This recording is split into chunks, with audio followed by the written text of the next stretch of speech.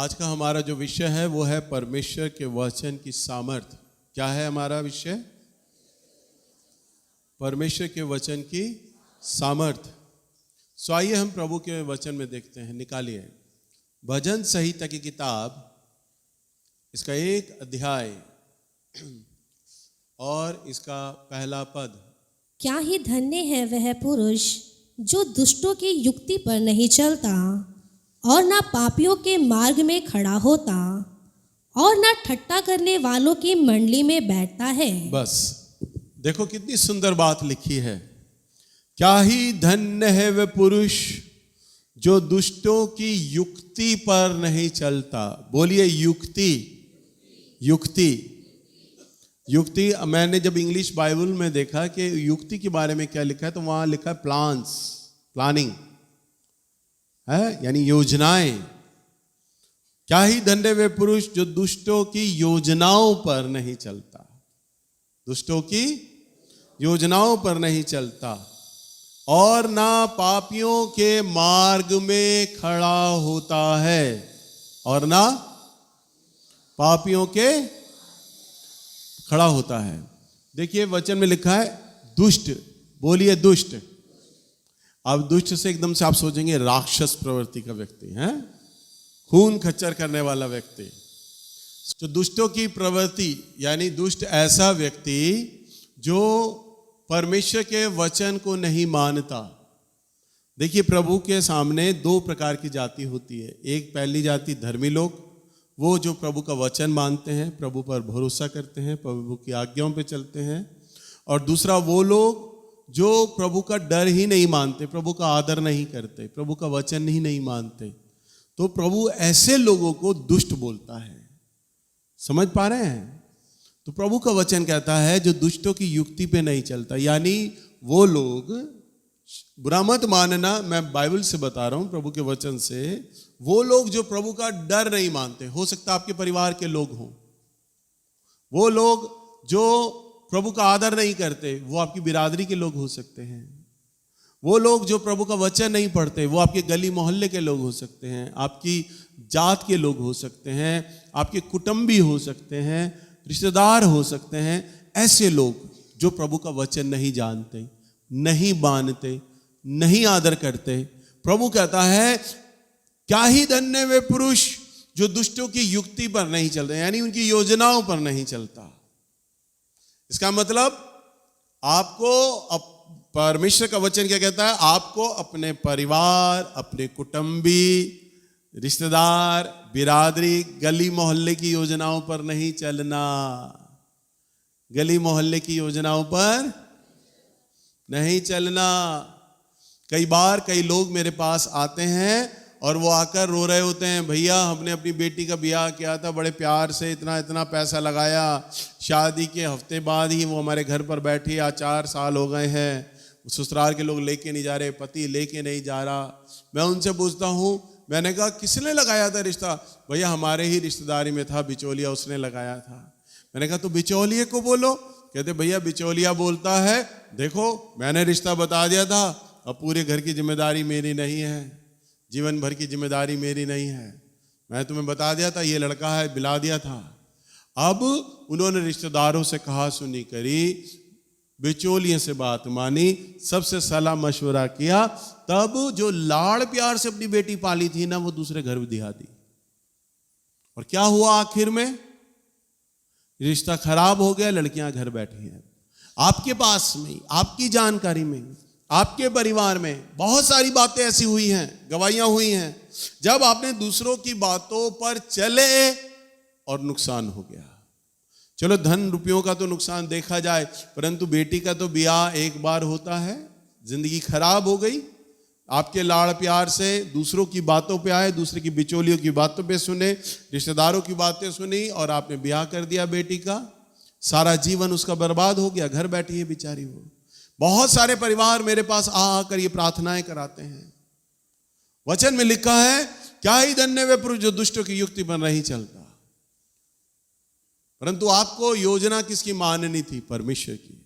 प्रभु बताते योजना आपकी बच्ची के ब्याह के लिए, बेटे के ब्याह के लिए, आपको घर के तमाम छोटे बड़े फैसलों के लिए प्रभु का वचन क्या कहता है? लिखा है, जो दुष्टों की युक्ति पर नहीं चलता और ना पापियों के मार्ग में खड़ा होता है, और ना, बोलिए, ना पापियों के मार्ग में, वैसे लोगों के साथ ही नहीं बैठता। बुजुर्गों की कहावत है ना, 4 औरतें कभी चुप नहीं होती, है ना। 4 औरतें जहां बैठ जाएं वहां दुनिया भर की चुगली चपाटी चल रही होती है। हम पहले हम गली में रहते थे तो गली की औरतें आ जाती, अब हम अपार्टमेंट में आ गए तो अपार्टमेंट में मेरी पत्नी काम कर रही होती है, अपार्टमेंट में इस गैलरी की उस गैलरी, उस गैलरी की उस गैलरी, आपस में बातें कर रही होती है। घर का काम सारा बेकार पड़ा है, घर का काम ही नहीं कर रही औरतें, बातचीत कर रही हैं। फलाना आदमी तो रात को इतने बजे आया था कार से, उसकी लड़की अब गई थी, यही गैलरी से बातें हो रही हैं। लिखा है, न पापियों के मार्ग में खड़ा होता है, वो व्यर्थ की बातें नहीं करता है साथ भी। ऐसा लड़का या ऐसी लड़की दुनिया की बातचीत में, दुनिया क्या कर रही है, कौन क्या कर रहा है, उसे लेना देना नहीं होता। वो तो सिर्फ अपनी चाल पे उसका ध्यान होता है, मैं क्या कर रहा हूं। हालेलुया। हम अपने को तो सुधारते नहीं, अपने परिवार को तो देखते नहीं, हम देखते हैं तो दूसरे के परिवारों को और उनको ठीक करने की कोशिश में होते हैं। वचन में लिखा है, ना वो पापियों के मार्ग में खड़ा होता है और ना ठट्टा करने वालों की मंडली में बैठता है? ना पापियों के मार्ग में खड़ा होता है, ना ठट्टा करने की मंडली में बैठता। आप यहां प्रभु के भवन में आ रहे हैं, सान्नू की ये वाली आदत को खत्म कर देना। समझ पा रहे हैं आप लोग?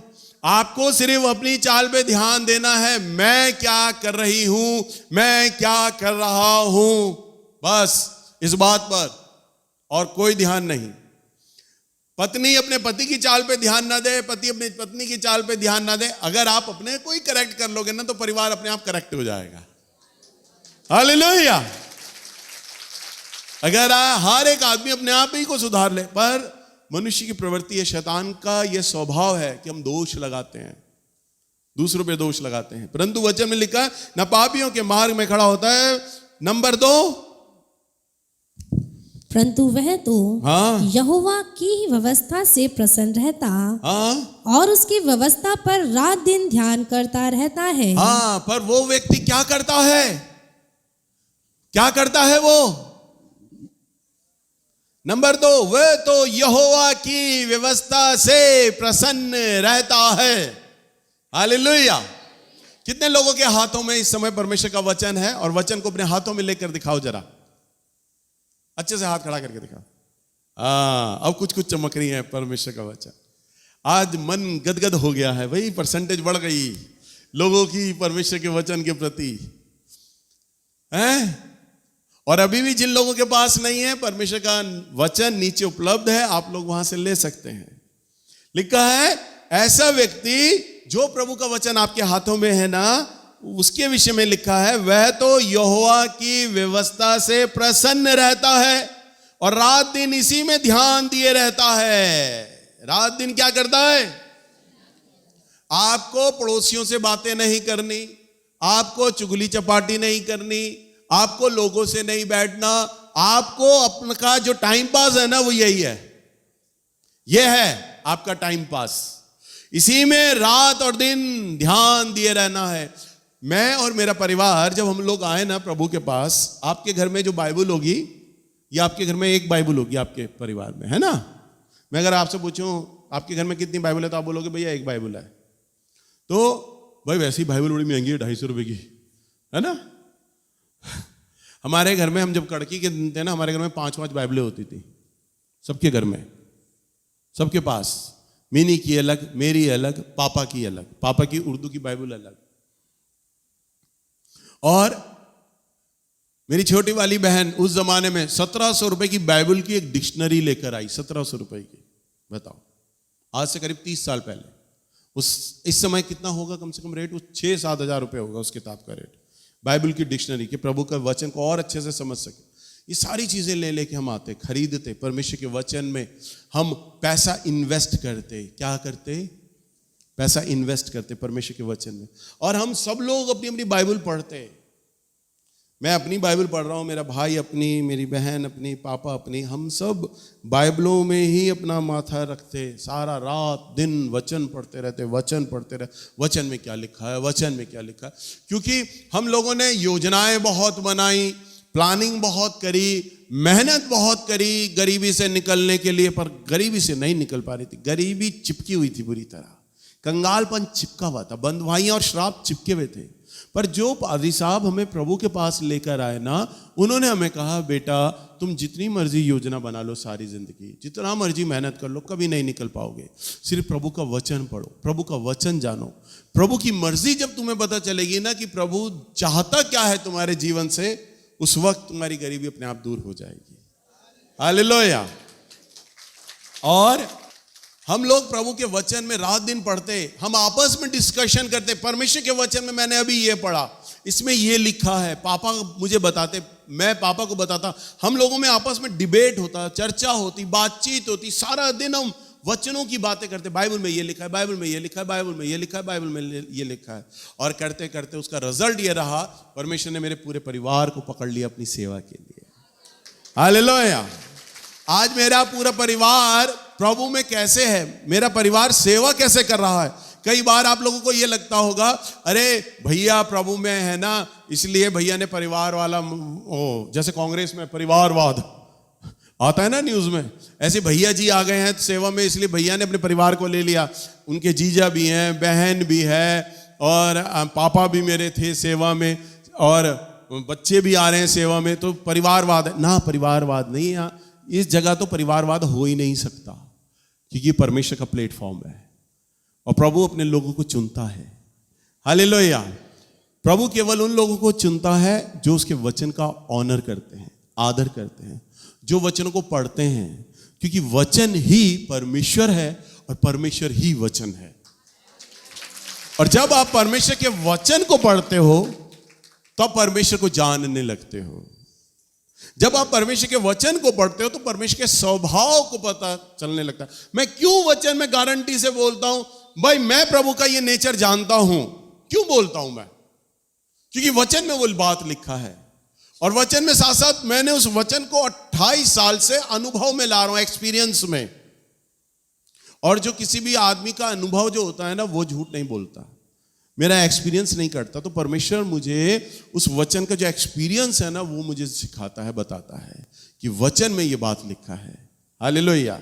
सो वचन में जब ये बात लिखा है तो लिखा है कि वो आदमी क्या करता है, रात दिन इसी में ध्यान धरता है और इससे प्रसन्न होता है।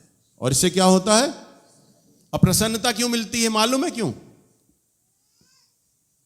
हम घर में बहुत गरीब थे, बहुत ज्यादा। शायद इस परिवार में, इस कलीसिया में जितने भी लोग आते हैं ना, शायद ही बहुत कम गरीबी कोई परिवार देख रहा हो जितनी गरीबी हमने देखी। बहुत ज्यादा गरीबी। कपड़े पहनने को नहीं होते थे, एक एक दो दो दिन खाना नहीं बनता था। हमारे घर में तेल, आटा, चीनी, राशन नहीं होता था। कभी पैसे का इंतजाम भी हो जाता था तो मालूम है क्या लाते थे? ब्रेड लाते थे, टमाटर लाते थे, और वो काट के स्लाइस लगा के खाते थे। सच बता रहा। अगले समय का भोजन का भी नहीं पता था। घी, तेल, चीनी कुछ नहीं होता था। फल पूरा साल भर हम नहीं खा पाते थे। कभी कुछ कबाड़े का कील पत्थर, कांच की बोतलें बेचते थे तो एक पाव अमरूद, आधा किलो अमरूद पूरे साल भर में हमें खाने को मिलता था। कौन सा फल कब आया कब चला गया पता ही नहीं होता था। ऐसी गरीबी में थे हम, और ऐसी गरीबी से परमेश्वर ने निकाला सिर्फ अपने वचन की सामर्थ्य से। इसलिए मैं पूरा गारंटी से ये बात बोलता हूं। और जब हम वचन को पढ़ते थे ना, तो वचन में मालूम है क्या लिखा होता था? हम वचन को पढ़ते थे, तेरे लिए 7 औरतें तंदूर में खाना तो पकाती होंगी, परंतु फिर भी तू भूखा ही उठेगा। हमारी डाइट बहुत ज्यादा थी, हम खाते बहुत ज्यादा थे, पर हम भूखे रहते थे। हम पढ़ते थे, हम आपस में विचार करते थे, देखो आज यही तो हमारे परिवार में हो रहा, हम भूखे होते हैं, हमें हमारी भूख तृप्ति नहीं होती, हम जितना मर्जी खा लें, हम भूखे ही रहते हैं। देखो वचन में ये लिखा है। परंतु वचन में लिखा था, फिर हम आगे पढ़ते, वचन में लिखा था, और यहोवा तुझ पर मेघ बरसाएगा, आशीष देगा, कि तेरे 1 महीने कुप्पी का आटा खत्म भी ना होगा, और दूसरा यहोवा तेरे द्वार पर भेज देगा। फिर हम पढ़ते थे, ओ प्रभु में आने के बाद हमारे परिवार में यह होने वाला है, हमारा राशन जो हमें मिलता नहीं है ना, परमेश्वर कह रहे हैं अभी पूरे महीने भर का राशन तुम समाप्त भी नहीं करोगे, तुम्हारे दरवाजे पे और दूसरे महीने का राशन आ चुका होगा। हालेलुया। ये प्रसन्नता होती थी। हमारे ऊपर कर्जा बहुत था, परंतु हम उसमें पढ़ा करते थे, अब से तुझे उधार लेना ना पड़ेगा, वरन मैं तुझे उधार देने वाली जाति बनाऊंगा। हम मिसे पढ़कर प्रसन्न होते थे, हम पर कर्जा है, हमें कोई पैसे देता नहीं है, उधार देता नहीं, कोई ब्याज नहीं। पर प्रभु बोल रहे हैं अपने वचन में, अगर तुम मेरे वचन में बने रहोगे बेटा, तो मैं तुम्हें उधार देने वाली जाति बनाऊंगा। हालेलुया। और आज प्रभु का हम धन्यवाद देते हैं, परमेश्वर ने हमें कर्ज मुक्त कर दिया है, कोई कर्ज नहीं। हालेलुया। कहता उधार देने वाली जाति बनाऊंगा। उधार यूं नहीं, मैं तुझे यूं बना दूंगा। तुझे पूछ नहीं, वरन मैं सर ही ठहराऊंगा। पूछ का क्या होता है? बान, और सर पे ताज रखा जाता है। प्रभु कहता है मैं तुझे पूछ नहीं, वरन मैं तुझे सर ही बनाऊंगा। तू नीचे नहीं, वरन ऊपर ही किया जाएगा। हालेलुया। इसे देखकर मैं प्रसन्न होता था, क्योंकि अभी आप सोचो, प्रॉफिट नवीन जोगी आ जाएं, भविष्यवक्ता नवीन जोगी आ जाएं, और जब वो अगर इस बहन के लिए बोले या इस बहन के लिए बोले या इस भाई के लिए बोले या कोई और प्रोफेसी करे, तो आप बड़े खुश हो जाते हैं। पूरे चर्च में तालियां बज रही होती हैं। और प्रॉफिट भी बोलते हैं, जब उनके लिए भविष्यवाणी हो रही हो तो आप भी बोले receive it, I receive it, I receive it. और आप भी बोल रहे थे मन ही मन में, प्रभु आई रिसीव इट, मैं भी इस भविष्यवाणी को ग्रहण करता हूं। और जितने लोग होते हैं ना, वो भी भविष्यवाणी को कहते हैं आई receive it, I receive it. अरे तुम भविष्यवाणी को रिसीव इट कर रहे हो। अरे भविष्यवाणी लिखने वाला, बोलने वाला, और उसका जो वचन है, वचन को सुनने पर क्यों नहीं बोलते आई रिसीव इट? भविष्यवक्ताओं को बनाने वाला मेरा परमेश्वर, भविष्यवाणी को करने वाला मेरा परमेश्वर, और उसका वचन जो आकाश और पृथ्वी तो टलेगा, परंतु वह उसका वचन कभी ना टलेगा। ऐसे वचन को क्यों नहीं बोलते I receive it, I receive it. प्रभु मैं आपके वचन पर भरोसा करता हूं, प्रभु मैं आपके वचन को ग्रहण करता हूं मेरे परमेश्वर। मैं आपके वचन पर आमीन बोलता हूं, क्योंकि मैं इसको जब पढ़ता हूं, मैं इसको जब सुनता हूं, मैं ये जान लेता हूं कि मेरे जीवन में ये होने वाला है। हालेलुया। तभी तो लिखा है, पढ़ने वाला ये जानता है कि उसे प्रसन्नता होगी। हालेलुया। और उसी व्यवस्था पर क्या करता है? रात और दिन ध्यान दिए रहता है, क्योंकि वह परमेश्वर की योजना पढ़ रहा होता है। क्या पढ़ता है? और देखो कितनी सुंदर बात है, निकालो जरा यशाया की किताब 60 अध्याय और इसका पहला पद। मुझे मेरे पादरी साहब ने पढ़ाया ये वचन कि बेटा ये वचन पढ़, प्रभु का वचन। और तब मैंने पढ़ना शुरू किया और मुझे ये वचन बहुत ही अच्छा लगा। उठ प्रकाशमान हो, क्योंकि तेरा प्रकाश आ गया है। उठ प्रकाशमान हो। ये बात प्रभु यशाया से नहीं कह रहा, वो आपसे कहता है। जो पढ़ने वाला व्यक्ति है उससे परमेश्वर कहता है। क्या कहता है? उठ प्रकाशमान हो, क्योंकि यहोवा का तेज तुझ पर उदय हुआ है। हाँ। देख पृथ्वी पर तो अंधियारा और राज्य राज्य के लोगों पर घोर अंधकार छाया हुआ है। हाँ। परंतु तेरे ऊपर यहोवा उदय होगा, तेरे ऊपर तो यहोवा उदय होगा, और उसका तेज तुझ पर प्रकट होगा, तुझ पर प्रकट होगा। जाति जाति तेरे पास हाँ। प्रकाश के लिए और राजा तेरे आरोहण के प्रताप की ओर आएंगे। बताओ, तुम वचन को पढ़ रहे हो, कोई एक्साइटमेंट नहीं हो रहा, कोई उत्साह नहीं हो रहा? मैं क्यों चीख रहा हूं, चिल्ला रहा हूं, क्यों मेरी आवाज लाउड है? क्योंकि मैं आनंद से भरा हुआ हूं परमेश्वर के वचन में। हम जब कंगालपन में थे ना, तो इस वचन को पढ़ा करते थे कि देख पृथ्वी पर तो घोर अंधियारा है, परंतु यहोवा का तेज तुझ पर उदय हुआ है। तेरे पास प्रकाश है और पृथ्वी के जाति जाति के लोग तेरे पास आएंगे। किस लिए? प्रकाश को पाने के लिए। हालेलुया, यही तो लिखा है। किस लिए आएंगे? अरे मैं प्रभु में नहीं था, मेरा परिवार अंधियारे में था, हम श्रापित थे, बंधन में थे, परंतु परमेश्वर ने मुझे चुना, खड़ा किया और आज जाति जाति के लोग आ रहे हैं मेरे पास। आज इस जगह पर 4 सभाएं होती हैं, कोई एरो नहीं लगा कहीं पर। चर्च इधर है, चर्च का नाम भी नहीं पता, वो तो मुंह से बोला जाता तब पता चलता। कोई बोर्ड भी नहीं है। क्यों इकट्ठे होकर आ जाते हैं? क्यों भीड़ आ जाती है? कि कोई फोन नहीं करता तुम्हें कि आओ चर्च में। क्यों आ जाते हो? कौन ला रहा है? तेरे पास प्रकाश है और लोग आएंगे तेरे पास, मैं भेजूंगा तेरे पास। देखो वचन कितना प्रमाणित होता है। और क्या लिखा है वचन में? जाति जाति तेरे पास प्रकाश के लिए, हाँ, और राजा तेरे आरोहण के प्रताप की ओर आएंगे। राजा तेरे आरोहण के लिए बड़े बड़े लोग तुझसे मिलने आएंगे। बड़े बड़े लोग तुझसे मिलने आएंगे। पुलिस डिपार्टमेंट में दिल्ली के अंदर सबसे बड़ा जो एक पद होता है ना, IG, IAS officer, IPS officer, IG. प्रभु ने बीते दिनों में मुझे उनसे मिलने का अनुग्रह दिया। जब मैं और मेरा बेटा हम उनकी कोठी में बैठे हुए थे, उनसे बातचीत कर रहे थे, तो मैंने उनसे बातों बातों में बोला कि मैं डिप्टी ऑफ कमिश्नर के पास जाता हूं अपने चर्च का लेटर देने के लिए 1 जनवरी का। आपका रैंक उनके आसपास कितना आता है? तो मुस्कुराकर कहते हैं जो कमिश्नर है वो मेरे से बहुत नीचे है, बहुत जूनियर है। कमिश्नर, डीसीपीबी, बहुत क्या है? नीचे है, बहुत नीचे। कह रहे वो नीचे है, मेरे से बहुत नीचे है। सुन के बड़ा अजीब लगा, इतना बड़ा औहदा इस व्यक्ति का है। और उन्होंने कहा आप ब्रदर मेरे घर पे आइएगा प्रार्थना के लिए। जब हम अपनी कार में बाहर बैठने लगे, उनकी कोठी से बाहर आए तो पूरा पुलिस से भरा हुआ था उनका घर।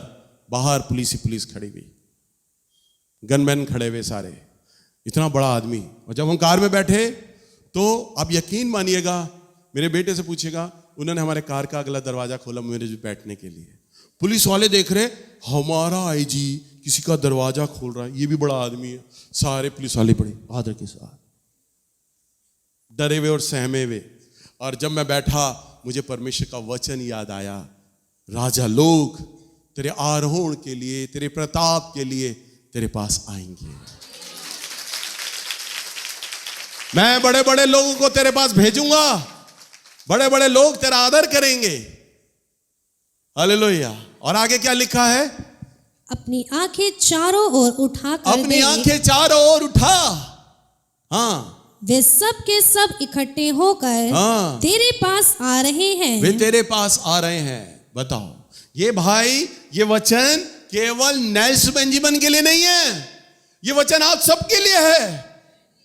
जो वचन का आदर करेगा, जो वचन को पढ़ेगा, जो वचन को जानेगा, जो वचन को मानेगा, जो वचन पे भरोसा करेगा और जो वचन में बना रहेगा, प्रभु कहता है ये सारी बातें उसके जीवन में पूरा होने लग जाएंगी। ये सारी बातें, क्योंकि ऐसा आदमी राजाओं का राजे को, प्रभु के प्रभु को जानने लगा है। क्योंकि वचन ही परमेश्वर है और परमेश्वर ही वचन है। और आगे क्या लिखा है? तेरे पुत्र दूर से आ रहे हैं, तेरे पुत्र दूर से आ रहे हैं, और तेरी पुत्रियां हाथों हाथ पहुंचाई जा रही हैं। हाँ, देखो ये वायदे कर रहा है, तुम्हारे बहू और बच्चों के, तुम्हारे पोतों के, तुम्हारे बेटे बेटियों के रिश्ते मैं समय पे करूंगा, समय पर लगाऊंगा, उम्र ज्यादा नहीं होने दूंगा। मैं समय पर तुम्हारी बेटियों को बिहाऊंगा। बिचौलिया, रिश्तेदार, सबको प्रभु साइड में कर देगा। तुम्हारी बेटी की जिम्मेदारी अब मेरी है, तुम्हारे बेटे की जिम्मेदारी अब मेरी है। मैं उसके जीवन में जीवन साथी लेके आऊंगा। हालेलुया। और आगे क्या कहता है? तब तू इसे देखेगी, हाँ, और तेरा मुख चमकेगा, चमकेगा, तेरा हृदय थरथराएगा, थरथराएगा और आनंद से भर जाएगा। हाँ, देखो मेरा मुख चमक गया है। मेरा हृदय थरथरा रहा है और मैं आनंद से हूं। क्यों मेरी आवाज तेज है परमेश्वर का वचन पढ़ते समय? यह नहीं कि रिकॉर्ड हो रहा है। जब मैंने स्टार्ट किया था धीरे धीरे बोल रहा था, परंतु क्यों मैं जोश में आ गया? क्योंकि वचन की पावर, वचन की सामर्थ को जब मैं बता रहा हूं, मैं महसूस कर रहा हूं। मैं जानता हूं मेरा परमेश्वर का वचन ऐसा ही है। हालेलुया। तभी तो वचन को पढ़ने वाला आनंद से भर जाता है। आनंद से। एक और वचन पढ़िए, पुराना नियम 5वीं पुस्तक, यहोशू की पुस्तक निकालिए, पहला अध्याय 4 पद। यहोशू की किताब पहला अध्याय और 4 पद। देखो कितना सुंदर है। जंगल और उस लबानोन से लेकर परांत महानद तक और सूर्य की ओर महासमुद्र तक हित्तियों का सारा देश तुम्हारा भाग ठहरेगा। हाँ, देखो प्रभु कहता है कि समुद्र तक, उधर उस जगह सूर्यास्त तक जहां तेरी आंख है, वो सारा भाग मैं तुझे दूंगा। हमारे बुजुर्गों ने क्या बोला है? भाई जितनी चादर हो उतने पैर फंसारो। अपनी जगह अपना तर्क, लॉजिक संसार में ठीक है, परंतु परमेश्वर क्या कहता है? परमेश्वर बोलता है, तीसरे पद में चलो, तीसरे पद में, उस वचन के अनुसार जो मैंने मूसा से कहा, अर्थात जिस जिस स्थान पर तुम पांव धरोगे वह सब मैं तुम्हें दे देता हूं। क्या कहता है प्रभु? हमारे बुजुर्गों ने सिखाया था, मैं गलत नहीं कह रहा, पर संसार की दृष्टि में वो ठीक थे। जितनी चादर है उतने पैर पसारना। और प्रभु क्या कहता है? जिस जिस जगह तुम पैर धरोगे। गुड न्यूज नहीं है? जिस जिस जगह तुम पैर धरोगे वो स्थान मैं तुम्हें दे दूंगा। तुमने यहां पैर धर दिया, प्रभु मैं आ गया हूं, प्रभु कहता है ये तेरा हो गया। और तुमने इधर पैर धर दिया, प्रभु कहता है ये तेरा हो गया। तुम आगे चले गए, प्रभु कहता है ये तेरा हो गया। जिस जिस जगह तू पैर धरेगा वो जगह मैं दे दूंगा। जो जो काम करोगे, ये वाला काम करोगे, प्रभु कहता है आमीन, मैं तुम्हारे साथ हूं, मैं इसे भी आशीष दे दूंगा। तुम दूसरा काम खोल लो, प्रभु कहता है आमीन, मैं इसे भी आशीष दूंगा। तुम जो जो काम करोगे, जितने भी काम करोगे, जितने व्यापार करोगे, प्रभु कहता है मैं उन सब में आशीष दे दूंगा तुम्हें। मैं उन सब में क्या दूंगा? आशीष दूंगा। और देखो और आगे क्या कहता है, कितनी सुंदर बात। हाँ, जंगल और उस लबानोन से लेकर परांत महानद तक और सूर्यास्त की और महासमुद्र तक हित्तियों का सारा देश तुम्हारा भाग ठहरेगा। हाँ, सूर्यास्त, सूरज जहां डूबता, कोई पहुंचा आदमी जहां सूरज डूबता है?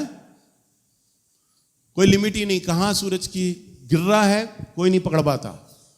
और समुद्र का किनारा दूर से तो दिख रहा है कि हम पहुंच जाएंगे, पर जहाज चलाते रहो पहुंच ही नहीं पाते किनारे पे। प्रभु कहता है जहां तक तेरी आंखें जाएंगी ना, वो सब जगह दे दूंगा मैं तुझे। अब आप क्या सोचते हो? आपकी क्या जरूरत है? आप क्या मांगना चाहते हो? वो प्रभु कहता है मैं तो सब तुम्हें दे दूंगा। और प्रभु मालूम है, हमारे बुजुर्ग कहते थे जितनी चादर हो उतने पैर पसारो। प्रभु कहता है तू पैर पसार, तेरी चादर बड़ी मैं करता रहूंगा।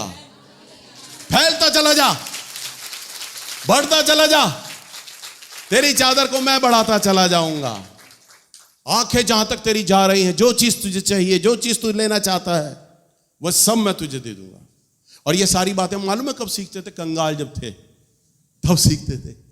तभी तो वो बातें, वो गवाही आज मेरे आनंद है, मुझे आनंद है, मेरा मन गदगद है, फट रहा है मेरा मन। और देखो अब परमेश्वर क्या प्रतिज्ञा की है, और इस प्रतिज्ञा को भी सुनकर अब आप ना थरथराए ना। मैं समझ रहा हूं कि मैं पत्थरों के बीच में खड़ा हूं और प्रचार कर रहा हूं। अब जो बोलने जा रही है, बोल बेटा। तेरे जीवन भर कोई तेरे सामने ना ठहर सकेगा। देखो क्या कहता है, तेरे जीवन भर कोई तेरे सामने ठहर ना सकेगा। ये परमेश्वर वायदा कर रहा है। Hallelujah, hallelujah. मैं तो सच में पत्थरों के आगे खड़ा हूं। मैं तो सच में पत्थरों के आगे खड़ा हूं। चिल्लाई नहीं रहे। प्रभु बोल रहा है आपके लिए, तेरे जीवन भर कोई तेरे सामने ठहर ना सकेगा। जैसे आगे क्या कहता है, जैसे मैं मूसा के संग रहा हाँ, वैसे ही तेरे संग भी रहूंगा। जैसे मैं मूसा के संग रहा वैसे ही मैं तेरे संग भी रहूंगा। और ना तो तुझे धोखा दूंगा हाँ, और ना ही तुझको छोड़ूंगा। ना मैं तुझे धोखा दूंगा। 28 साल हो गए, मेरे परमेश्वर ने एक बार भी मुझे धोखा नहीं दिया, नहीं दिया, नहीं दिया, कभी नहीं दिया धोखा उसने। एक गवाही, एक दिन, एक समय मेरे पास ऐसा नहीं मैं ये बोल दूं मेरे प्रभु ने मेरा साथ तब छोड़ दिया था। ना ना, उसने किया ही नहीं। तभी तो लिखा है, ना तो मैं तुझे धोखा दूंगा और ना मैं तुझे छोड़ूंगा। अभी मेरे मुंह से शब्द निकले थे, शब्द निकले, मैंने क्या बोला, 28 साल से मेरे प्रभु ने मुझे नहीं छोड़ा, मुझे धोखा ही नहीं दिया। हालेलुया, समझ पा रहे हैं? यह है मेरा प्रभु, आपको ना धोखा देगा ना छोड़ेगा। जिस परमेश्वर की आप आराधना कर रहे हैं, जिस परमेश्वर का वचन आप पढ़ते हैं, जिस परमेश्वर के लिए आप आते हैं, वो ना आपको धोखा देगा और ना वो छोड़ेगा। क्या ऐसे वचन को पढ़ के आनंद नहीं होता?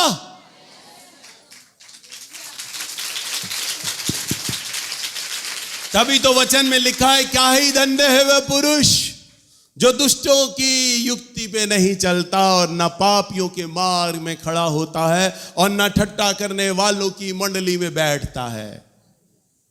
अब ये वचन मुझे कैसे याद हो गया? कंठस्थ याद, क्योंकि पढ़ा है, पढ़ा है, पढ़ा है, पढ़ा है, पढ़ा है, कई बार पढ़ा है। आप बाइबल का कोई भी पद उठा के बोलो, एक शुरू करो, पूरा खत्म मैं कर दूंगा, क्योंकि याद है पूरा। हालेलुया। वचन को जब मैं बनाने बैठता हूं ना, ये मेरे परमेश्वर का अनुग्रह, प्रभु विचार देते हैं, बाइबल पे हाथ अपने आप चलने लगते हैं, क्योंकि कहां क्या लिखा है सब छपा हुआ है दिमाग में। कोई मेरे हाथ से बाइबल भी ले लेना सारी जिंदगी के लिए, मुझे कोई गम नहीं, क्योंकि बाइबल मेरे परमेश्वर ने यहां लिखी है। मुझे मालूम है कौन सी चीज कहां पर है, कौन सी चीज कहां पर है। हालेलुया। इसलिए पढ़ो, पढ़ो, बार बार पढ़ो। ये मत सोचो हमने नया नियम एक बार पढ़ लिया, अब तो पढ़ लिया। अरे नावल नहीं है जिसमें तुम्हें पता चल जाए मर्डर किसने किया था। अरे ये परमेश्वर का वचन है, सारी जिंदगी पढ़ते रहोगे तो भी हमेशा नया रहेगा, क्योंकि मेरे प्रभु में तो बात ही वही है, हर बार एक नया वचन, कभी बासी नहीं होता, हर बार एक नया। एग्जाम्पल दूं, मैं परमेश्वर का बनाया वचन, आप परमेश्वर के बनाए हुए जन, आप सब लोग। इस संसार में अरबों खरबों लोग होंगे, मर गए होंगे, पैदा होंगे, आएंगे, अभी भी हैं, और सबकी दो आंख, दो हाथ, मुंह, कान, बाल, हाथ, चेहरा, पर सबका नैन नक्श अलग है। क्यों है? नैन नक्श अलग है। एक चित्रकार को अगर बोलो, एक मूर्तिकार को बोलो, तू 100 मूर्तियां बना दे, सबके चेहरे अलग हो, मूर्तिकार पगला जाएगा, मैं इतनी शक्लें कहां से बना दूं? मेरी सोच खत्म हो जाती है, मैं किस नाक को कितना मोड़ूं, किस होठ को कितना मोड़ूं, किस आंख को कितना मोड़ूं, सबकी शक्लें मैं कैसे अलग अलग बना दूं। पर मेरा परमेश्वर सृष्टि करने वाला, उसने सबकी शक्लें अलग अलग बना दी।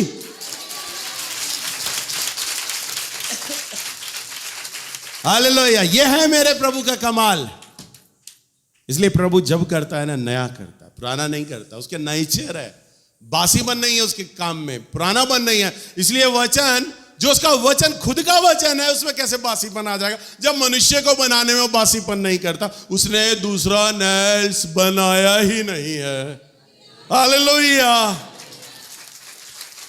उसने एक ही नेल्स बनाया है। आपको एक काजल एक ही बनी है, सनी एक ही बना है, आशीष एक ही बना है, सब लोग एक सिंगल पीस बनाया है प्रभु ने आपको।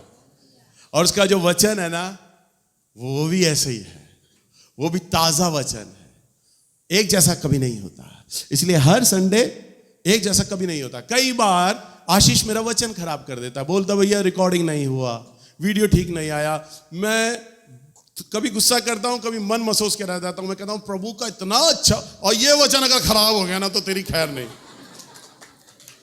फिर ये मुझे कहता है भैया अगली मीटिंग में आप वो वाला वचन दे देना। मैंने कहा वो निकलेगा ही नहीं, क्योंकि मेरे प्रभु ने वो जो बात बोलनी थी वो चली गई, अब तो तीर कमान से निकल गया। भले ही मुझे पता है कि मैंने क्या क्या बोला, क्या क्या पढ़ा, परंतु अब जब मैं इसे दोबारा अगली सभा में बोलूंगा ना तो वो चीज नहीं आएगी, क्योंकि मेरा प्रभु तो इस समय यही बोलना मांग रहा है। हालेलुया। इसलिए नैल्स नहीं दे रहा, नैल्स नहीं दे रहा, वो वचन आता ही नहीं है लौट कर। एक बार जो चला गया चला गया, क्योंकि परमेश्वर बासीपन तो प्रेजेंट ही नहीं करते, ताजा लेकर आते हैं चीजें। हालेलुया। और क्या कहता है, ना मैं तुझे धोखा दूंगा और ना मैं तुझे छोड़ूंगा। और 6वें पद में, इसीलिए हियाब बांध कर दृढ़ हो जा, हियाब बांध कर दृढ़ हो जा। हाँ, क्योंकि जिस देश के देने की शपथ मैंने इन लोगों के पूर्वजों से खाई थी, हाँ, उसका अधिकारी तू इन्हें करेगा। हाँ, प्रभु कहता है जो शपथ मैंने तुम्हारे जीवन में तुमसे की है ना, उन्हें मैं सारी चीजों को पूरा कर दूंगा। आगे 7वां पद, इतना हो कि तू हियाब बांध कर और बहुत दृढ़ होकर जो व्यवस्था मेरे दास मूसा ने तुझे दी है उन सब के अनुसार करने में चौकसी करना। हाँ, प्रभु कहता बस इतना कर, हियाब बांध और दृढ़ हो। और आगे क्या कहता है, जो व्यवस्था, जो वचन तुम्हारे हाथों में है, परमेश्वर कहता है इसके अनुसार करने की तुम क्या करना, चौकसी करना, सावधानी बरतना, लापरवाही मत कर जाना। आज जो वचन आप सुन रहे हो ना, कुछ दिन बाद ये YouTube पे डलेगा, इसे पढ़ना, इसे सुनना, बार बार सुनना, बार बार सुनना, चौकसी करना। भैया जी के द्वारा प्रभु हमसे ये बोल रहे थे, हमें चौकसी करना है, वचन हाथ से नहीं निकलना चाहिए। प्रभु कहता है चौकसी करना, और क्या कहता है, और ना उससे दाहिने मुड़ना और ना दाएं बाएं और ना बाएं। हाँ। तब जहां जहां तू जाएगा वहां वहां तेरा काम सफल होगा। कब तेरा काम सफल होगा, कब तेरा काम सफल होगा, ना तू दाहिने मुड़ना और ना बाएं। बस जैसे घोड़े के आगे वो लगा देते ना पट्टा, ना उसे दाएं का दिखता है ना बाएं का, सीधा सीधा भगता है। बस चाबुक पड़ी तो सीधा भागना, लेफ्ट राइट दिख गया तो वो तो इधर खींच देगा गाड़ी। तो आपको भी वचन बस यहां होना चाहिए, वचन यहां लग गया, बस अब कुछ नहीं दिख रहा हमें, हमें तो वचन दिख रहा है, हमें तो गैलरी वाली पड़ोसन नहीं दिखती, हमें तो कोई नहीं दिखता, हमारे तो यार दोस्त नहीं दिखते, हमारी बिरादरी के लोग नहीं दिखते, हमारा परिवार नहीं दिखता, हमारा जानकार नहीं दिखता, हमें कुछ नहीं दिख रहा, हमें दिख रहा है परमेश्वर का वचन। हालेलुया। और लिखा है, और तब तेरे सब काम सफल होंगे, तब तेरे सब काम, बस। और आपके जीवन से जुड़ा हर सवाल, हर प्रश्न का जो उत्तर है ना, वो परमेश्वर के वचन में ही है, परमेश्वर के वचन में। कैसे उदाहरण दूं, आप प्रभु की आत्मा से बोलिए, प्रभु मेरी बेटी का ब्याह होना है, मुझे चिंता है, बड़ी हो रही है, पैसा नहीं है मेरे पास, मैं लड़का कहां से लाऊं, क्या करूं, प्रभु मैं प्रार्थना करती हूं, आप मुझसे बात करिए ना, बात करिए ना। और मैं सच सच कहता हूं, कई बार ऐसा होगा जब आप प्रभु का वचन पढ़ोगे ना, प्रभु अपने वचन से ही आपकी बेटी का ब्याह का संदेश आपको दे देगा।